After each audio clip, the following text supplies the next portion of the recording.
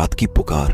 कहानी का आगाज एक पुराने गांव से होता है, जहां सनसान रातों में अक्सर अजीब व गरीब वाकयात पेश आते थे।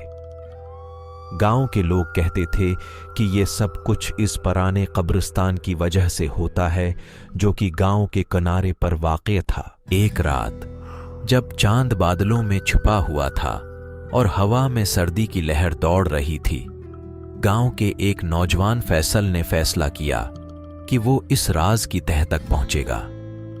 फैसल ने अपनी टार्च उठाई और कब्रिस्तान की तरफ चल पड़ा। जैसे ही फैसल कब्रिस्तान के करीब पहुंचा, उसे दूर से कुछ सरगोशियां सुनाई दें। वो रख गया और चारों तरफ देखने लगा, लेकिन वहां कोई भी न था।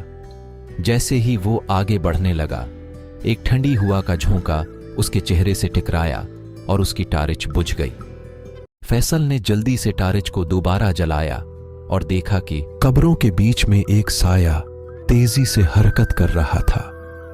वो डर के मारे पीछे हटा, लेकिन उसका पांव किसी चीज से टकरा गया और वो जमीन पर गिर पड़ा।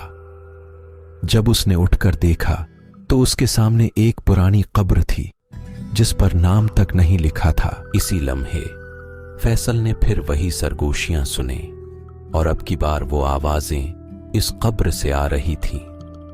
फैसल की सांसें तेज हो गईं, दिल की धड़कनें भी।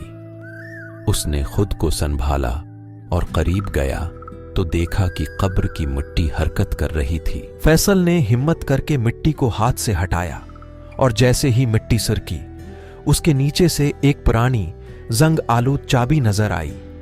फैसल ने चाबी उठाई और उसके उठाते ही एक तेज रोशनी उसकी आंखों को चंधिया गई।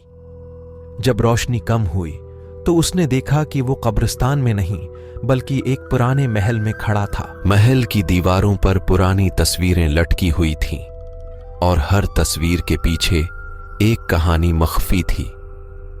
फैसल ने महसूस किया कि वो तस्वीरें उसे देख रही हैं। जैसे ही वो आगे बढ़ा, एक तस्वीर से एक औरत की आवाज आई जो कह रही थी, तुमने मेरी चाब